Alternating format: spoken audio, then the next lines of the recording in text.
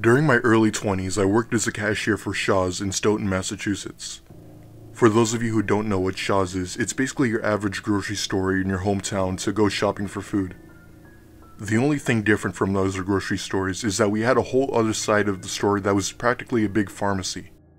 So half of the store was the grocery store and the other half was the pharmacy.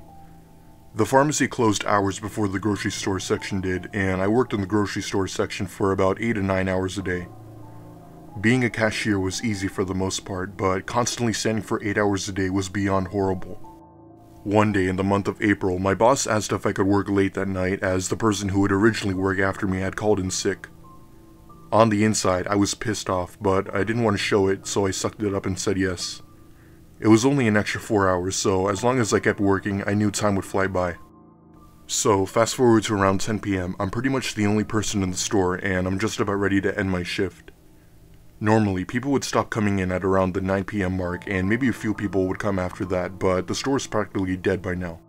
As I'm beginning to close the store, I hear a noise coming from one of the aisles. Keep in mind that the store is completely empty, so I heard it loud and clear. I couldn't really describe the sound, but it sounded like a bag of chips being crushed. I looked to the aisle where I thought I heard the noise, but didn't find anything or see anyone. If something did fall over, it wasn't in this aisle. Suspicion started to grow on me, and I started to feel a little anxious. That's when I saw a really tall person dressed in all black at the very far end of the aisle. However, he wasn't doing anything. He was standing still while motionless, looking at the shelves. No customer should have been inside, so me, trying to be polite as I could, said, excuse me sir, we're closed." He didn't move or even turn his head toward me. It seemed almost as if he didn't acknowledge the fact that I said anything. Keep in mind that our policy states that if a customer refuses to leave the store when told, we have the right to contact the authorities to come and remove the customer from the store. I didn't want to have to do that, so I told him again that he needed to leave. He still didn't move. After that, it didn't seem like I had a choice, so I dialed 911 and explained the situation. They said they sent a cop over in a few minutes and that I should just wait. I did a quick sweep through the store and didn't see the man anywhere, so I figured he must have left. However, I had to use the restroom before I left, so I walked over to the back of the store and pulled open the door to the women's restroom. The foul smell of marijuana hit me in the face. That's when I heard a deep voice coming from one of the stalls say, "Wanna come with me?" I ran out of the restroom and back to the front of the store where I saw 2 policemen entering the store, and I finally felt as if 1,000 pounds had been lifted off of me.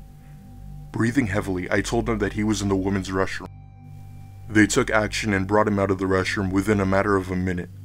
However, the man didn't try to get away or anything. He just casually walked out of the store in cuffs with the policemen.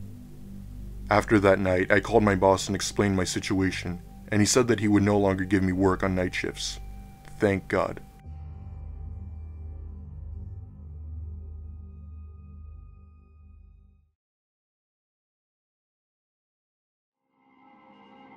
This took place about 10 years ago when I was a freshman in college.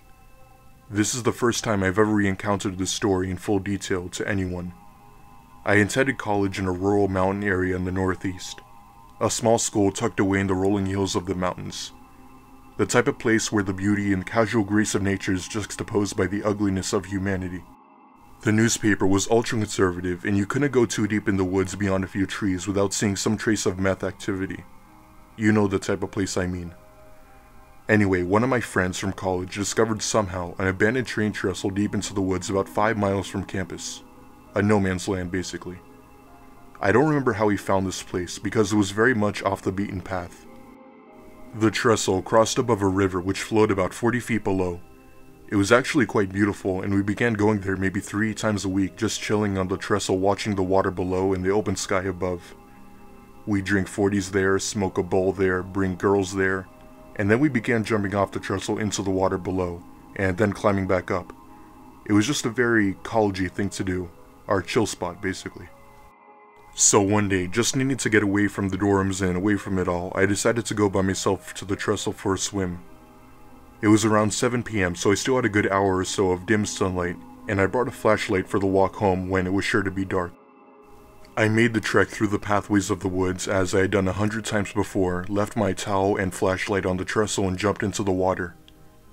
The water was about 10 to 15 feet deep, I'd say. It flowed almost imperceptibly. You might as well be swimming in a stagnant pool. However, about maybe 50 yards away from the trestle, the river narrows and the current picks up significantly. Then, about 20 yards after that, there's a maybe 20-foot high waterfall that bubbles and splashes with extreme violence. We used to watch large objects go over and never come back up again. So there I am, demingly bobbing my head in and out of the water, doing underwater flips, etc. When I pop my head out of the water, I happen to glance to the side of the river and see a man walking towards the water. The water is kind of blocking my view, so I don't see him fluidly walking towards the water. I more see him in different stages of being closer to the water, like flipping through a flip book. He's 15 feet away, 10 feet away, and eventually 5 feet away. I can barely give you a description, maybe 6 feet tall, pale, skinny, black hair, pulled back in a ponytail. What I do remember mostly about his appearance was the extremely empty look on his face and his eyes, like he was doing something mundane, taking out the trash or raking leaves. I'm treading water, not knowing what to think, and I see that he's no longer beside the river. He has dove in, and he's swimming pin straight directly at me very fast. I try to swim the opposite way, but within a minute I feel him grab my ankle and tug. I tried to scream, but water filled in my mouth. While I'm underwater, he lets go and goes up for air, then grabs back on and pulls me again. It seems like he's done this before, and I never once see him after he jumped into the water. He's gradually pulling me to where the current picks up before the waterfall. I start to realize this and just start flipping out, kicking, screaming, cursing to no effect. Finally, I feel the current start to take me, and as I twist away towards the waterfall, I look back and see this guy just casually swimming back to where he jumped in the water, not even looking at me. This is by far the scariest moment of my life as I approach the waterfall. Long story short, I go over and I'm underwater for a long time, over a minute. The water above unrelentingly pushing me under. The only reason I survived was because there was a large log that had gone over, and I grabbed it and leveraged it against the bottom to push me away from the crushing water. I survived, obviously, but then had to trek the miles back to my dorm in the dark without my flashlight. Every step of the way, thinking he would come back to finish the job. The next year, a football player drowned going over that waterfall. The news said it was because there was an extreme current due to recent rainfall, but I've always wondered about that.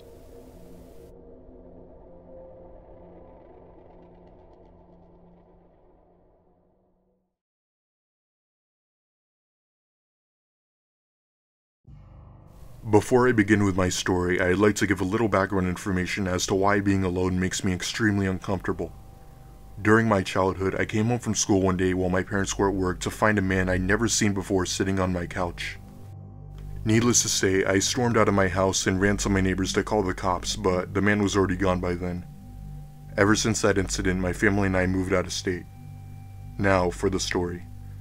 It was the middle of July of 2016, and my friend, Haley, was having a birthday party at her house to celebrate her 18th birthday. During that time, I was definitely no popular kid in school, and she was pretty much the only friend I had. My mom dropped me off at the party, and it was a great time. There were around 20 people there, maybe more, drinking, listening to music, doing karaoke, and stuff like that. I wasn't of age to be drinking at the time, so I only had soda. The party went on for hours, and it was around 2 p.m. when people finally started to leave. Pretty soon, after everyone had left, it was just me and Haley. We hung out for a bit, and eventually I decided that it was time to head home. Haley, being the good friend she was, offered me for a ride back. I could tell Haley was somewhat drunk, and I didn't want to chance it. So therefore, I said that I'd be fine and that she should go get some sleep. Looking back, I still regret declining that ride till this day. My house is about 5 miles away, and I thought I could take a walk and enjoy the cool night air. About halfway toward my house, there's a canal with a small bridge and overgrown vegetation and some trees. I don't know what it was, but something about that place made me feel extremely uncomfortable whenever we drove by it. However, it didn't seem like I had a choice, as I had to walk across that bridge in order to get home. There were signs of meth activity beneath the bridge, but that was pretty much it. Anyway, the more I walk towards my neighborhood, I start to see the bridge, and about 5 minutes later, I'm just about there. Before I walk across it, I take a deep breath to compose myself and said in my head that I'd be fine and that I was just paranoid. However, as I'm walking across the bridge, I for some reason look down towards the water when I hear what sounds like crying from underneath the bridge. It startled me for a bit, but I then came to the realization that someone needed help. So I hastily took this little path down towards the canal to see a woman crying under the bridge. She looked to be about 30 and was wearing some jeans and a jacket. I asked her if she was okay, and she then looked at me and told me that her husband had beaten her and that she had to get away. I told her if she wanted me to call the cops for her, but she went on repeatedly saying no. Just as I thought the situation couldn't get any weirder, I saw someone peering their head out from behind the bridge and then quickly moving it back. However, the woman must have caught on to my suspicion, and she then gave me this unsettling smile. All of a sudden, at least 10 men came out from behind the bridge and trees with what looked like huge metal bats. At this point, I just got out of there and started running back to my house, hoping that they didn't follow me. After about 5 minutes of me practically running for my life, I made it into my neighborhood and jumped my fence to my backyard. I made it inside safely, and I thank God that nobody followed me home. My parents questioned me as to why I was home so late and why I was out of breath. I didn't want to tell them the real truth, so I told them that I decided to jog. Ever since then, I don't cross that bridge when going places.